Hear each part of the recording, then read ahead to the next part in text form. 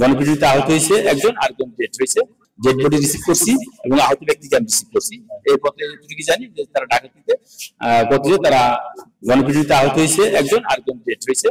আর যে তার নামটা এখন সঠিক পাইনি, তার নাম গণপিটুনিতে আহত ব্যক্তি সে বলছে উজ্জ্বল। আর তার উজ্জ্বল যে আহত তার নাম রাজু জমাদার, একজন সত্তর জমাদার। তার বাড়ি হলো আদুয়া 8 নং ওয়ার্ড নিচাগঞ্জ, 2 নং ইউনিয়ন। যে মারা গেছে তার নামটা আমি এখন সঠিক পাইনি। আহত ব্যক্তির ভাষণ যে তারা হচ্ছে 5 জন ছিল, 3 জন পলাই গেছে। আমি হাসপাতাল থেকে ততগুলো পাইছি।